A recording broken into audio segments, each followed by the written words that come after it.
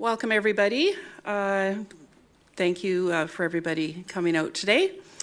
This is a Committee of the Whole meeting for November 28th, 2018, and I would like to call it to order at 3 p.m. And I would like just to point out to any councillors, if you have any declarations of conflict, to do it when it's appropriate. And be thinking about that. And we will move on to the adoption of the agenda. Does the agenda look good? Can I have a motion to adopt the agenda? Mayor Seegers, seconded by Councillor Toth. All in favor? So passed. We have no appointments or delegations for this Committee of the Whole. But we do have some staff here that I don't think all of council has met. So maybe we could just do around the room for staff that are particularly sitting in the gallery. And I'll start. Go start. You hit start, Angela. Angela Letman, Municipal Planner for the District of Sechelt. Sanat Bandara, Manager of Engineering. I'm Perry Schmidt, the Parks Manager for Sechelt. John Douglas, the Manager of Public Works. Okay. Director of Engineering Operations.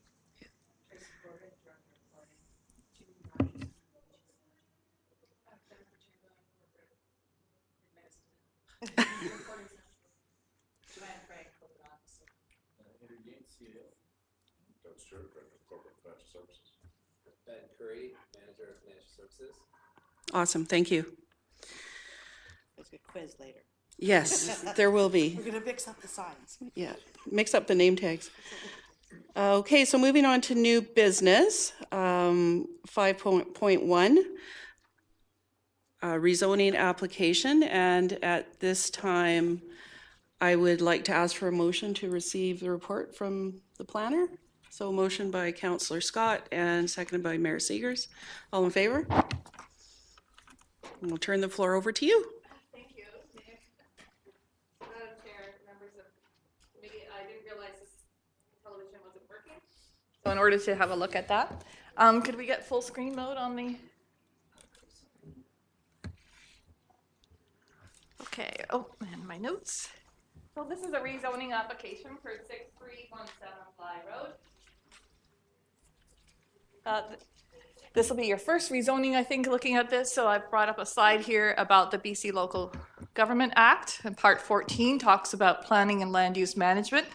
And from that authorization provincial act, we have zoning. And zoning has a number of elements: the use of land, primary and accessory units, density being the number of dwelling units or intensity of use or the buildings, lot size, area and width, lot coverage of buildings and structures, building height, building massing, building setbacks to lot lines, and parking and landscaping. So the application and context and background. We have the location is in the West Sechelt neighborhood, and it's close to the corner of Bly Road and Mills Road, closest to that location. And I wanted to point out the Resland subdivision development application is happening right in this location here and extends to this property line. This is a little bit closer look at the actual block. And Carnaby Place is to the north. These properties, you'll see shortly, are zoned R3. But they're actually roughly 700 square meters and don't meet the 900 square meter minimum lot size. They were developed before the District of Sechelt became a community. They would have been in the rural regional district area at the time. This is a close-up of the property. This photograph shows quite clearly the house. There's one house and one workshop building. The official community plan designation is residential. That just is described as a range of lot sizes, typically 600 to 750 meters squared, but also supports small lot subdivision, duplexes, and low density townhomes.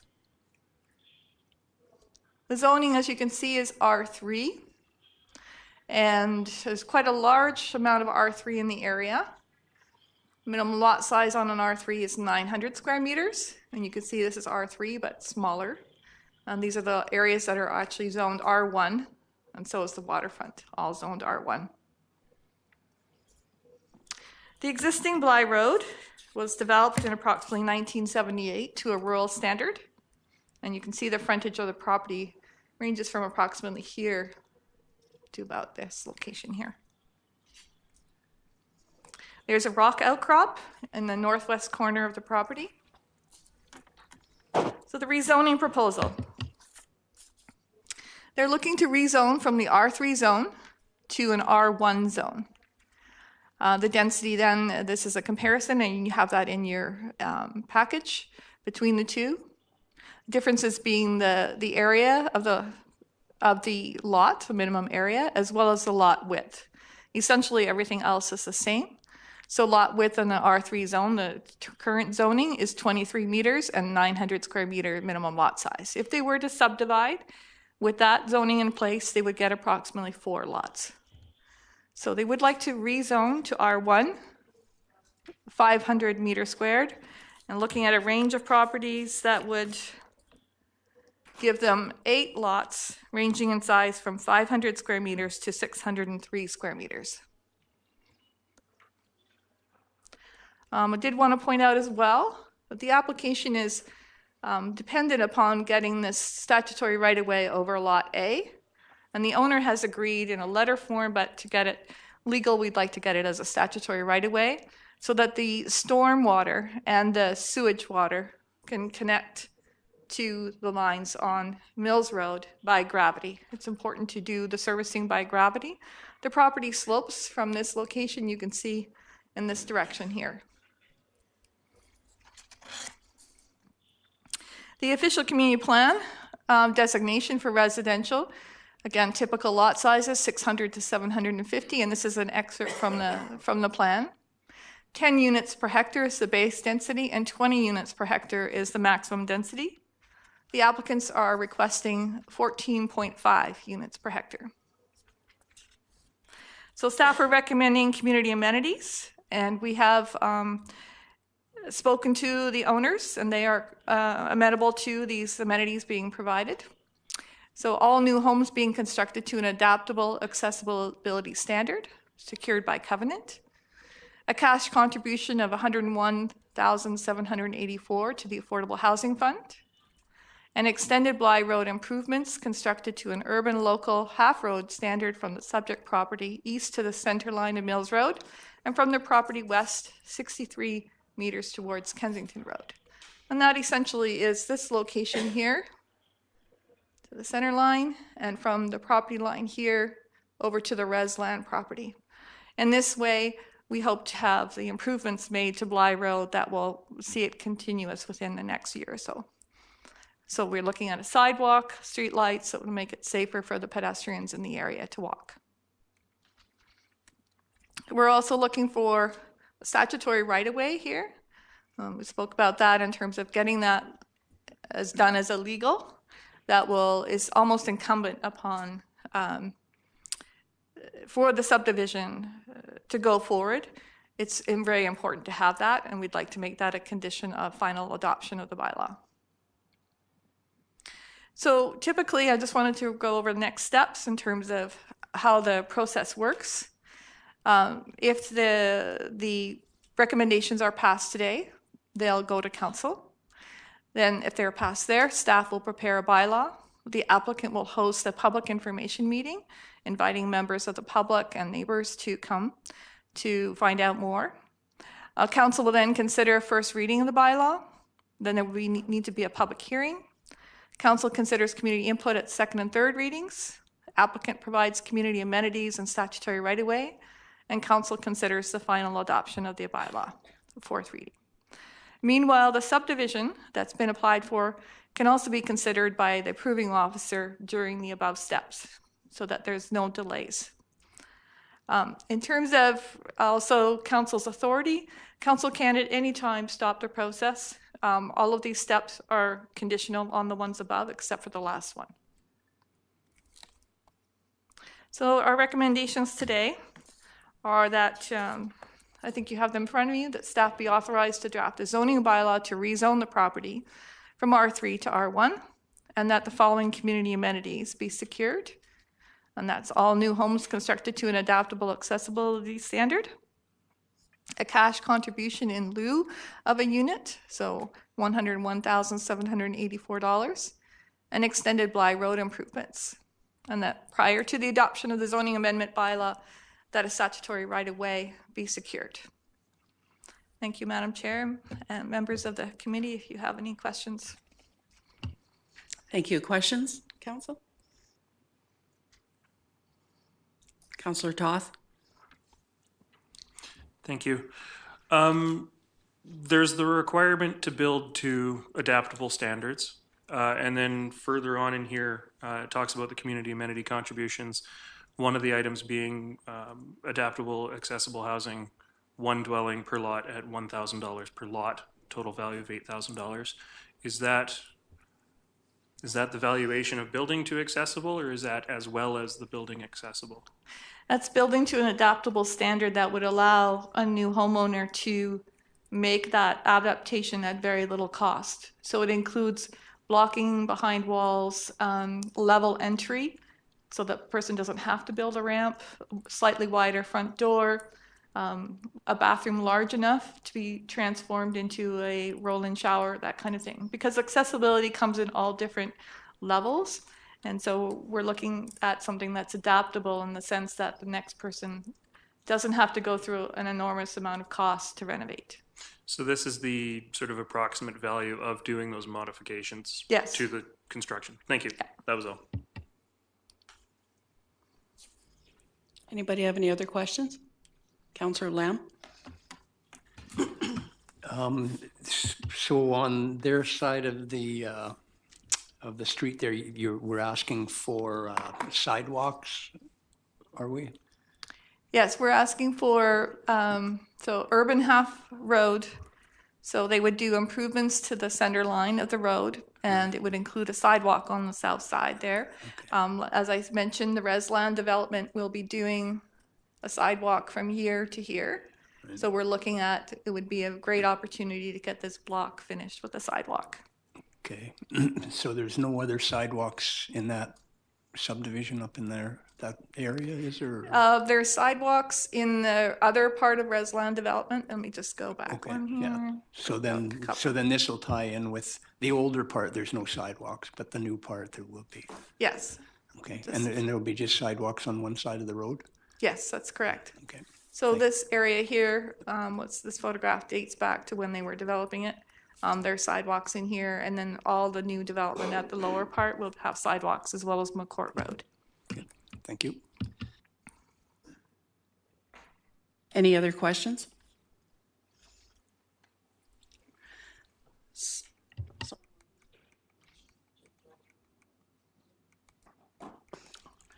So if there are no other questions, I am looking for a motion to adopt the recommendations as was outlined by the planner.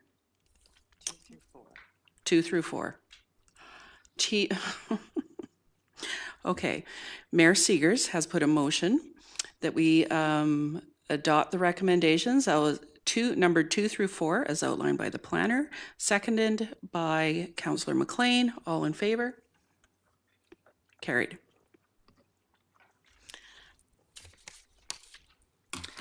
Moving to item 5.2, the 2018 third quarter financial operating report, as presented by Mr. Curry. Oh yes, a motion to receive the report from Councillor McLean and Councillor Toth. Thank you. All in favor? Oh my goodness. Thank you. You may now proceed. Thank you, Madam Chair.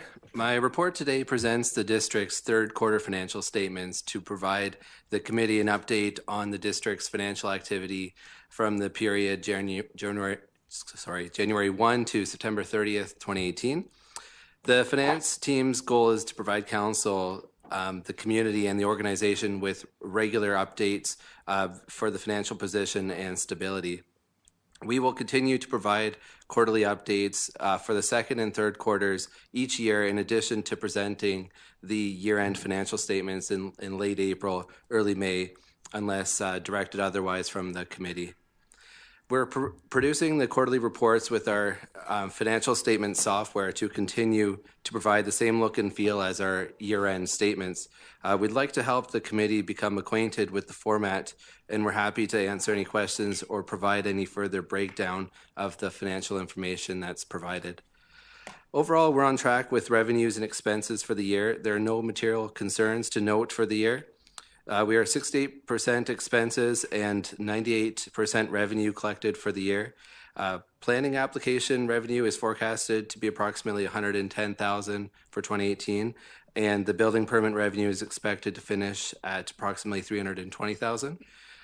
Salaries and benefits are on track for the year. We're currently at 69% due to a number of vacancies and the timing of hiring those positions. The capital variance report is included with this as well, and it identifies our expected carry forward projects. These projects are all in progress, and each of the managers are here today to answer any questions about a particular project. I'd like to thank Madam Chair and the members of the committee, and if there's any questions, we'd be happy to answer them. Questions, councillors? Councillor Lamb? Yeah, just on the third quarter expenses, on the two charts you have there, the first chart has a budget in red and the actuals in blue. And then the next chart has the actuals in red and the budget in blue. And I just found that confusing because I was just, it's not a big thing, but I was going back and forth, and I was just wondering if. Sure, we'll note that and make it consistent for next time. Thank you. Any other questions?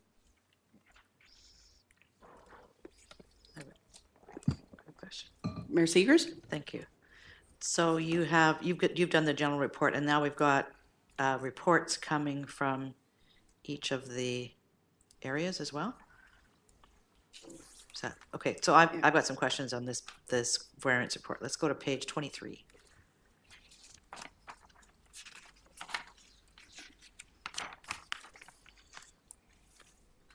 So on page 23, I think I found these numbers further on, but I noticed, hang on, I gotta turn this.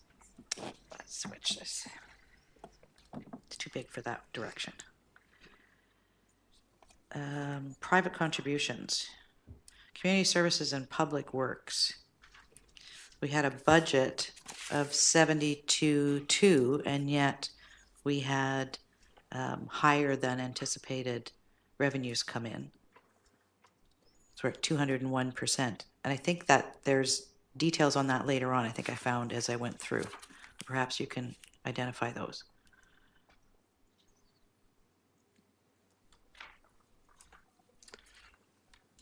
Yeah, the overage is 41,000 that was received as cash in lieu for a parkland dedication from a particular development, which that was the major cause for the variance above what was forecasted for budget. Okay. And then I noticed contract services quite a bit lower. Now, contract services is typically things like garbage pickup, etc. So what's contributing to the big difference there? If I'd like to refer to page 26, there's just a schedule for community services, and then a note for contract services that just confirms that there was significant tree work that was planned for the fourth quarter of this year, which would even out the expenses. So it just hasn't been expensed yet? That's correct. Okay. We had grants, community services, etc. One of the ones, I think I've pointed this out to staff before, we've got recovery of sewer costs. And I guess I just have an issue with the way it's being recorded, in that recovery of sewer costs isn't an actual expense. So if we're actually looking at totals at the bottom, total expenses, we're actually subtracting that, which skews the expenses that we're looking at. Are you looking at the? On page 23. On page 23 again? Okay. Yeah, page 23.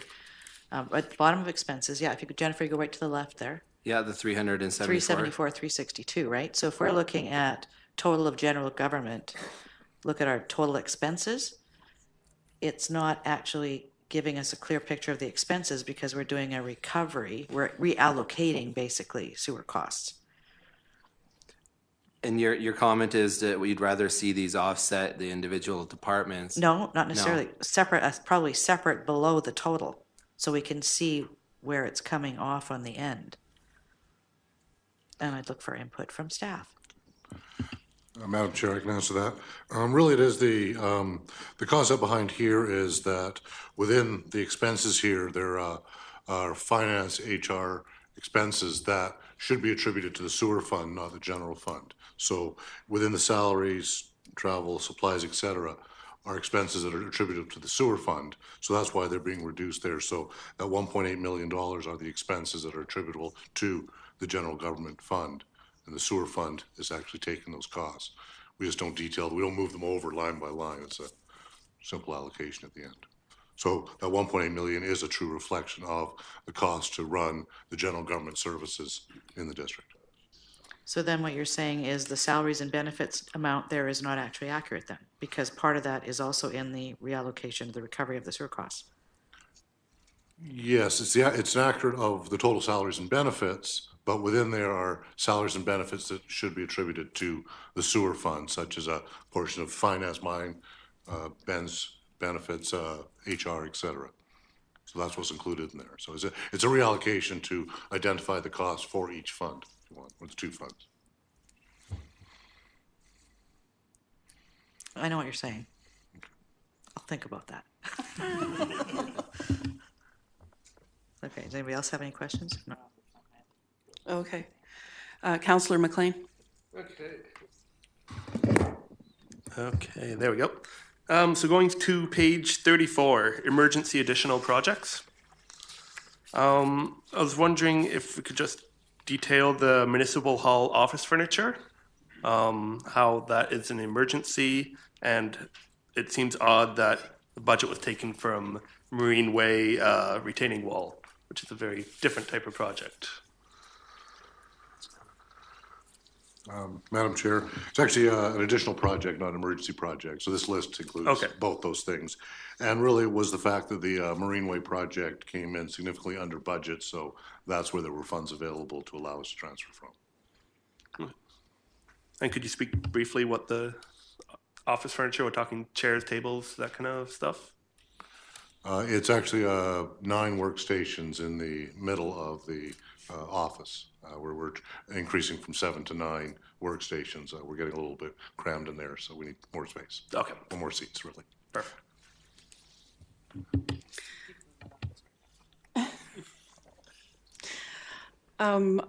One question I had in Angela's presentation, she referenced the $101,000 that goes to the Affordable Housing Fund. Where does that money actually sit?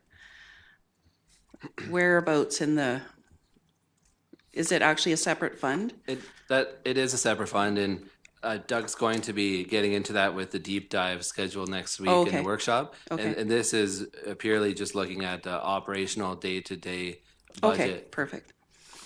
Okay. Any other questions? Councillor Toth? Thank you. I've only got a couple.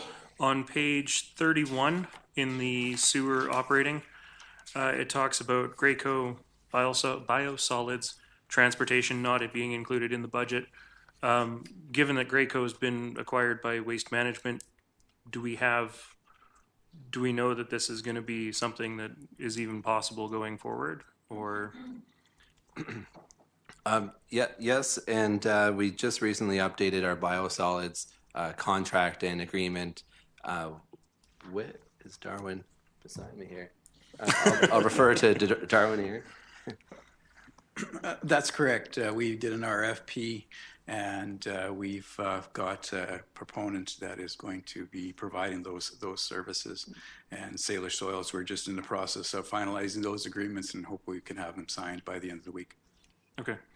And then one other thing on page 34, right at the top, Highway 101 sidewalk, Bay Road to Pier 17. I see that it was canceled at the beginning of 2018. Can somebody, yeah.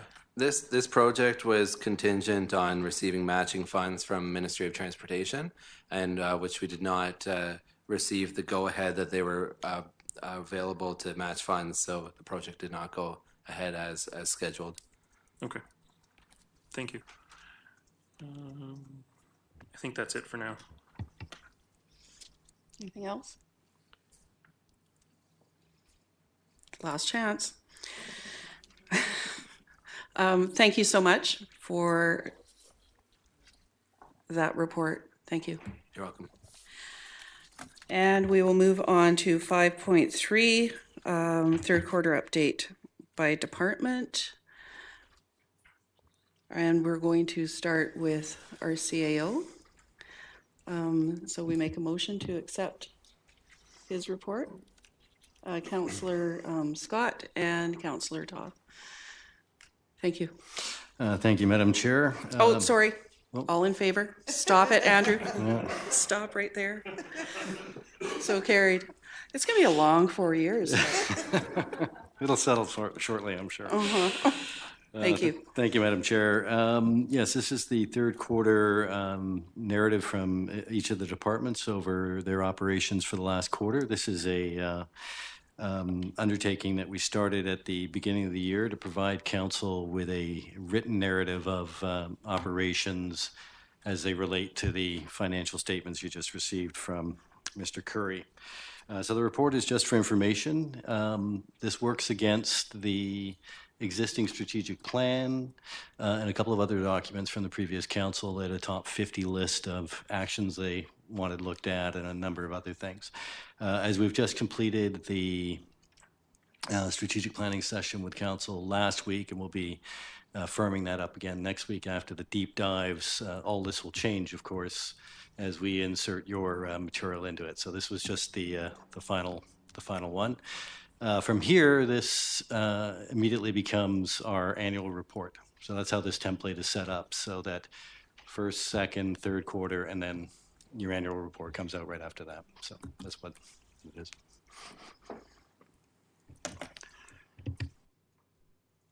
Any questions?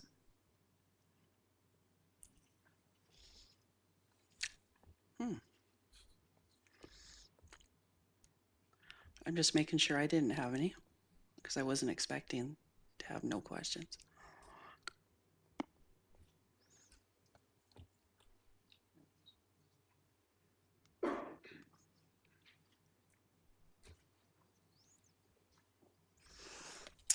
Okay, yes, Councillor Toth. Page 61 talks about IT. The number of emails that are processed. Does that include staff to staff, or is that just external communications? I believe that's staff to staff. That's all emails that are run Everything. through the Okay. system, yes. Go ahead. Hearing no other questions. Oh, sorry. Oh. Okay, that's different than going ahead. Mayor Seegers. Page 62. Just want to point out a few numbers. If we look at the number of residential units for building in the 5-year development summary, 2016 we had 81, 2017 135, 2018's dropped off a bit, which is what we're seeing in the community. And then on page 63, under age distribution, we have 65 plus years. We have 33.8% of our population 65 plus, and where the Canadian average is 16.9, so we're double that. And the same with the percent over 85. We're at 4.6 with the Canadian average at 2.2.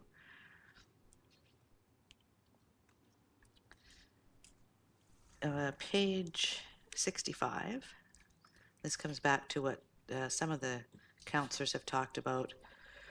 The last sentence on the paragraph on the bottom of page 65 says that additional work is required to revisit and update the density bonusing structure, the community amenity contribution policy, lot sizes, development and engineering requirements and processes, and other affordable housing strategies. So do we have a policy in place for the use of funds that are gathered for affordable housing? Do we have policy in place for how we use those? And I'd look to staff. Do we? Could we have a copy of that then? Okay, perfect. I didn't think we had one for how the funds are actually going to be used. Okay. That was one of the questions that came up here. Sorry, just finish going through here and see if there's any more highlights. I think that's all I have. Thank you. Okay. All right, then we shall move on to 5.4, report from engineering. And I will ask for a motion to receive the report from Councillor Kuster and Councillor McLean. All in favor? So carried. Go ahead, Darwin. Yes, Madam Chair, Council. In front of you is a synopsis of the activities in engineering and public works from September 24th to October 31st. It kind of just gives you a reflection of what is happening outside there in the trenches, and staff are available to answer any of your questions that you may have.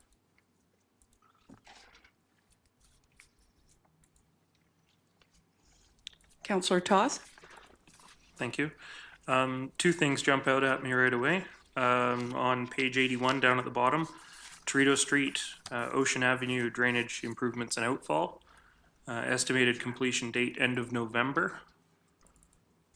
It's currently the end of November. I'm just wondering if that's been completed.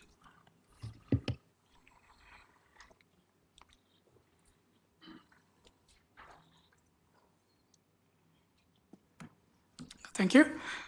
Yes, the November, we set the November for the completion of the second phase. The phase one is we bring the outfall structure to the surface. This is a comprehensive work with the First Nations archaeological study and kind of thing. And at that time, we didn't have that the phase two log block to receive us that time. So now these are constructed a little bit delayed. So if the weather permit, we will finish the work next best available date. Okay, thank you.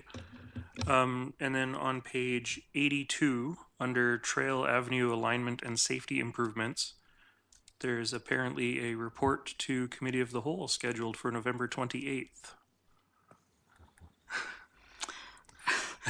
Yeah, we realized that there's not a mistake. Previously, we scheduled the 28th. But we didn't receive the cost estimate from the engineer. We reschedule that one to December 14th. Okay, thank you.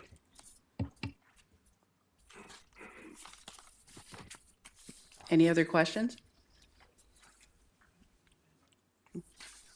Councillor Lamb. Yes, on page 83, I kind of missed it in the budget, where there was $100,000 allocated for the chemical storage area. And I'm just wondering, we have a new operator. My understanding that there's some different processes being used. So are we reducing the use of our chemicals? And so do we need to have this addition? Do we need to have the money spent and the addition put in? Indeed, it is a safety issue with WorkSafe BC that we definitely have to have a separated chemical storage facility. We have to have enough chemicals on there to make sure the plant is operating probably a week's worth, and I think that's around 8 totes. And right now we're utilizing that area with the workspace for the maintenance of the pumps, so we cannot combine those. We have Brookside, which is designing facilities for us, and that report will be coming to committee shortly. Okay, so if there's new information that comes to light that would say that we could reduce our chemical use further, would that be something that we can deal with at that time, or is that, are we sort of, we've sort of going down the path right now? We are always looking at options to reduce chemicals. However, that's not going to eliminate the need for the chemical storage facility. Okay, perfect. Thank you. Mayor Segers? Thank you. On page 81, Stage 2 Liquid Waste Management Plan Update. So it indicates the letter of offer should be issued by November 9th. I just want to confirm that that's actually gone out. I think this has been, these were done previously, right? These, yeah.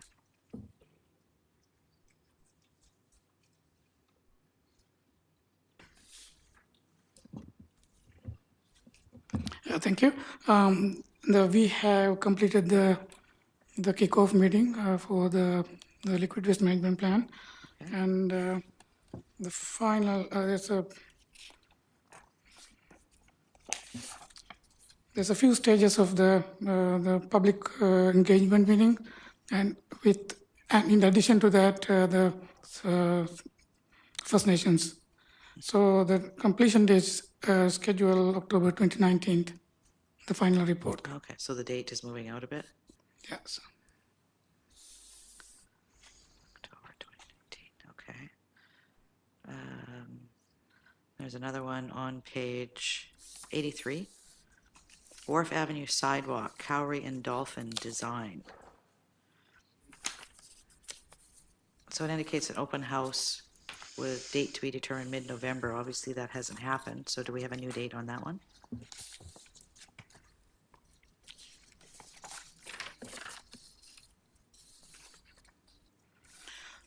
Yes, the original schedule to complete the design January 2018.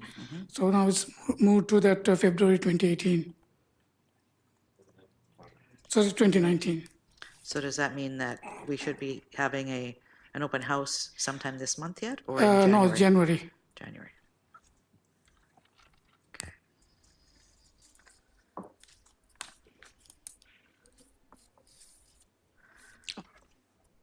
Are you finished? No, go ahead with somebody else. And I'll come Councillor back. McLean.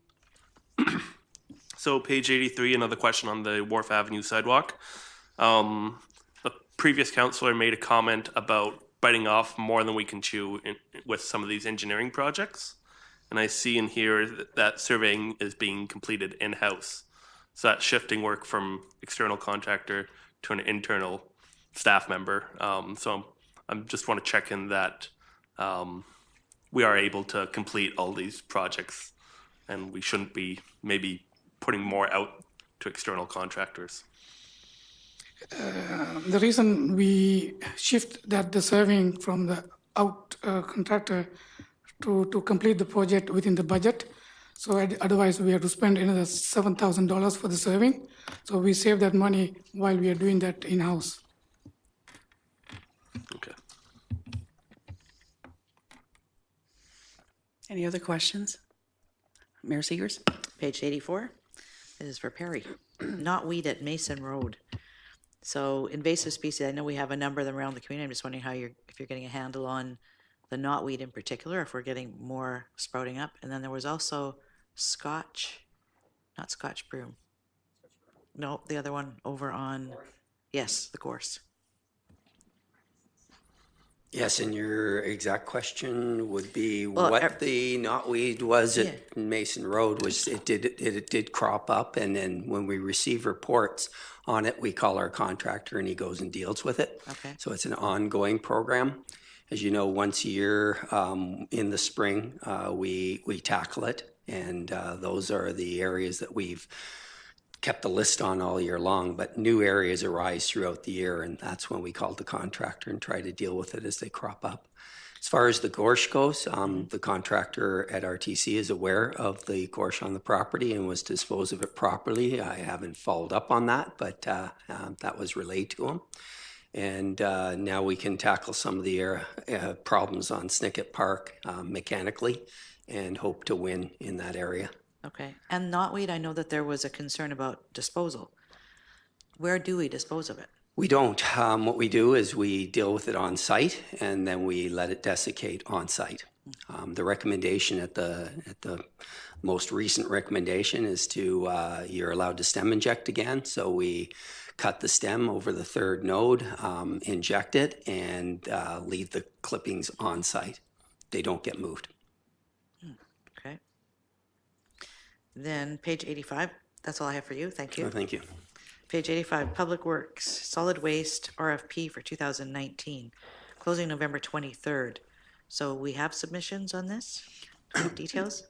Yes, we received 4 submissions. Again, this is a joint effort between the SIB and the SCRD, along with us. We opened up those RFPs on the 23rd.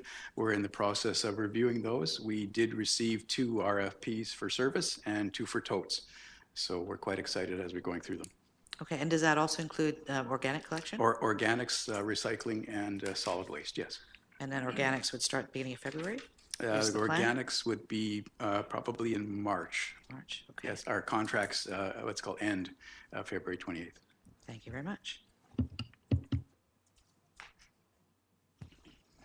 Another one? Councillor McLean. Just to follow up with that, to be clear, we're looking at organics for the whole community and not just Davis Bay? That's correct. Davis Bay was a trial effort, and now we're expanding that through the whole community. Perfect, thank you. Councillor Toth. And I have one question as well about the organics program. Is there any process involved for residents to opt out the way Gibson's has done if they do their own home composting or what have you? That's going to be a discussion for council.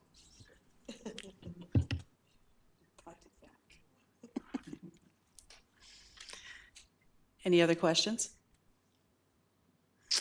Seeing none, we will move to 5.5, Sunshine Coast Drag Racing Association. And we have a report by our corporate officer, and I would like a motion to receive it, please. Councillor Toth and Mayor Seegers. And I'll turn it over to all in favor. And I'll turn it over to our corporate officer. Thank you, Madam Chair. The purpose of this item before you is to consider the Sunshine Coast Drag Racing Association's request to use the Sechelt Airport facility for its annual drag racing events. The second recommendation in the report sets out the dates and times that have been requested by the association. The reason this is before you, as I note in my report, Council has delegated authority for the issuing of special event permits to staff under Parks, Lands and Roads Temporary Rental Bylaw number 480. So we usually would not be bringing forward items such as this for authorization to issue special events permits. In this case, the Sechelt Airport is not included as one of the properties under bylaw number 480 that staff have the authority to issue permits on, nor is there any council adopted policy related to special events at the airport. So this item is therefore brought forward for council's consideration as it is a policy decision as to whether or not to allow the Drag Racing Association to use this airport in 2019 as it has in the past. To assist you with your consideration, well, there is first of all the Sunshine Coast Drag Racing Association's letter there setting out their request, and then attached to that is the airport manager Greg Capel's report to council. It outlines what has taken place in 2018 related to the events, and items 1 and 2 in his report speak directly to the 2019 association's request. Also attached after the Greg Capel's report are little one-page reports on each of the events that took place in 2018. They're a report prepared by the association's representatives that were at the airport working and volunteering, and in some cases where warranted, the airport manager has commented as well. That's my report. If you have any questions through the chair, I'd be pleased to answer them. Any questions, council? Mayor Seegers? Thank you. So the recommendation that you have at number 2 is reflecting what the Drag Racing Association has requested. Yes. Does not reflect what Greg Capel has indicated. The difference is the last date, where he would indicate that September 7th should only be used as a rain date and not as a regular date or a rain date. Is that correct? Otherwise, the rest are the same. Mr. Capel's also suggesting he doesn't like the idea of the extension of times. That's the only other thing. In talking to Mr. Capel about this, he did indicate that he thinks it would be possible to run the events without the extra times and time. And what happened in 2018 seemed to be more maybe. Maybe we could they could put in place some efficiencies that would allow the cleanup to take place. It was more to do with the length of time it took to tear down after the event. So my recommendation number 2 does not reflect a decrease in the times. So with the times that are recommended, I mean, he indicates that they've asked for additional time, but we don't have anything indicating what the previous times were. They're asking for an additional 1-hour extension at each of the 4 test and tune events and an additional 2 hours for the 2 public race days. So 2018, there would have been 1 less hour on each of the 4 test and tune events. So like 1 to 5 p.m., for example, instead of 1 to 6 p.m. Okay.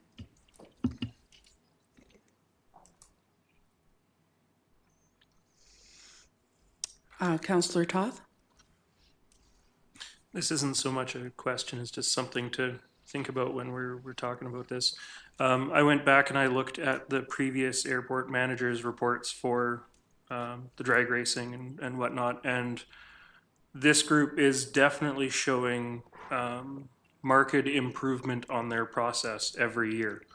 The number of incursions is down, the cleanup time is better, security is getting better every year. So personally, I'm okay if they want a little bit of extra time.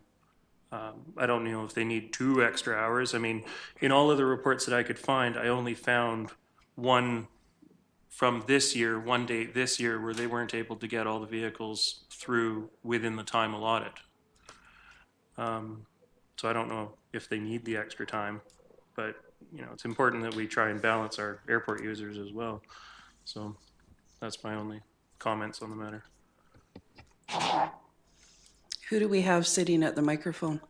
My name is Richard Dawson. I'm the media relations for the Sunshine Coast Drag Racing Association.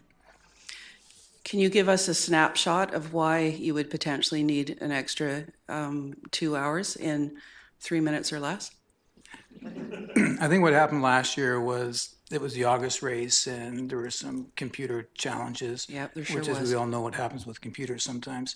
And in trying to get all the vehicles through, we ended up running out of time because the NOTAM said that we had to be off the track by 1,700 hours. Mm-hmm. And that, otherwise, if we hadn't shut the race down, we wouldn't have been off the track by 1,700 hours.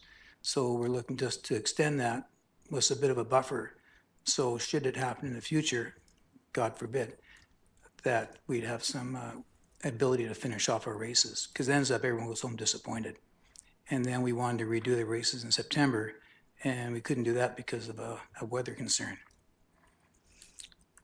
And I was up there trying to volunteer that day, so I'm well aware of what was going on. So has the association done anything around fixing that issue with the timers and the equipment? They've retested all the equipment as it stands right now. It's working just fine.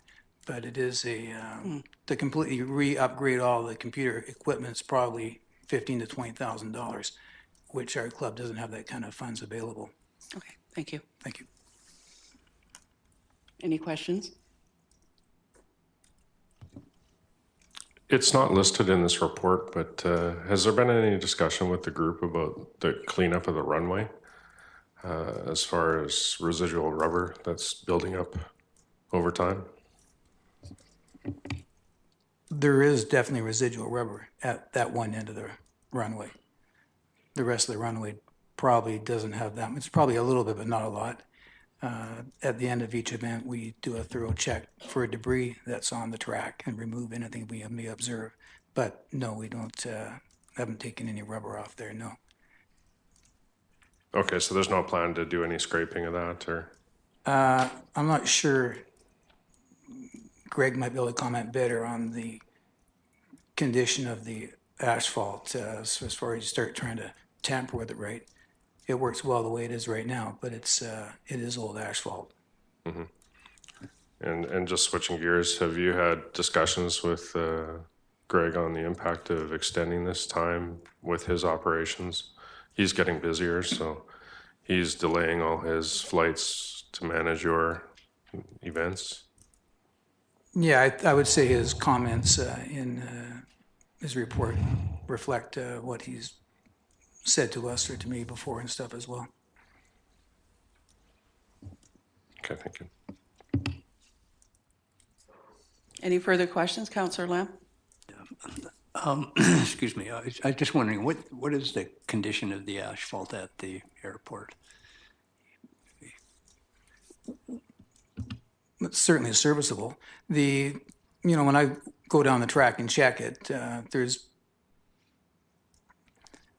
the cracks that are there sort of have been filled previously, right? They use that seal coating like they do on the highway. So they've been seal coated, and I would guess that there's probably a bit of a dip in the seal coating, maybe like half an inch. It's not actually, it's not coming apart, but it's seal coated, right? But the seal coating, does the seal coating need replacing one day? Maybe. But it's certainly serviceable, right? And it's not, from my opinion, it's not breaking up, no. And Councillor Toth?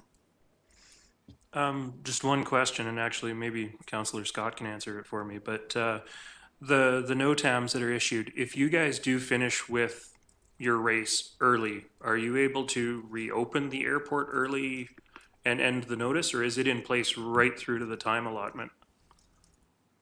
Do you know? So the last couple of years, because I've been in charge of advising Greg when we're actually done, which is prior to the official end. So typically we're finishing up like for 1,700 hours finish, we're done like 16:45 or 16:40. So, sorry. Yeah, that's right. And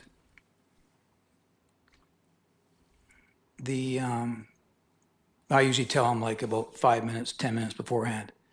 So if it was extended to say 1,900 hours, 7 o'clock, if we finished up early, we could advise Greg to release the NOTAM. Because as far as I understand, he calls Kamloops, I think, and lets him know that it's been lifted. Yeah, I would agree. So in this request, there's no intent to expand the scope of the event to push it to 1,700 or 1,900. I mean. No, it'd be used as a backup. Thank you. Mayor Seegers? Thank you. The last date you've requested to be able to do a tune and test or test and tune or whatever you call it, test and tune, and Greg is requesting that that date only be used as a rain date for the August 11th. And he said that in his report that enthusiasm dies off and typically it's not quite as sharp, and he's concerned about safety. Do you have a comment on that? We used to do an April event. We stopped that one because of the weather was kind of unreliable. And then we added a second date in the summer, so that was probably like the July 13th date. We always had a September date. I think if I spoke to the membership, they would prefer to try and keep that test and tune date available in September.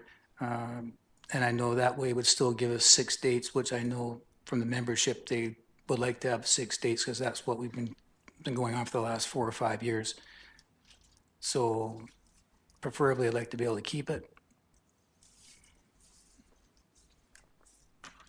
Councillor McLean? Yeah, so I just want to thank the association for cleaning up the airport and doing some basic maintenance around there. And I would hope that would continue to, I think that's a valuable service for the community.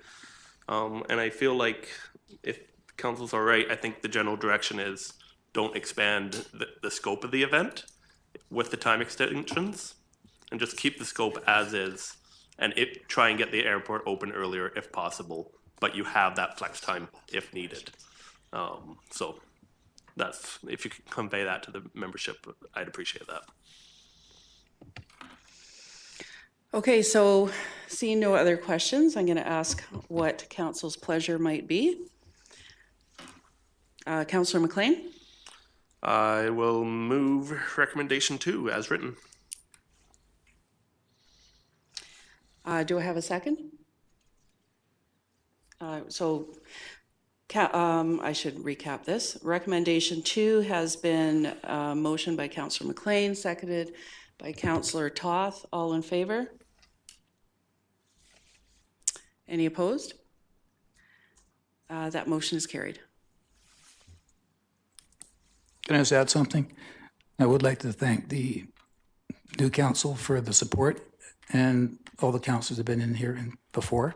I'd also like to thank the engineering department, who actually helps us a lot with knocking down the brush and taking care of things every year. And our members do try to keep the grass clipped down as well. Oh, there you are. Community of the whole? No problem. Thanks. We have a close. And there is some knotweed at the airport too. I can show you where it is. Thank you. Thank you.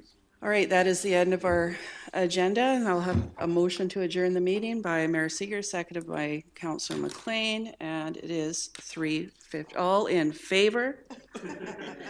At 3:57, meeting adjourned.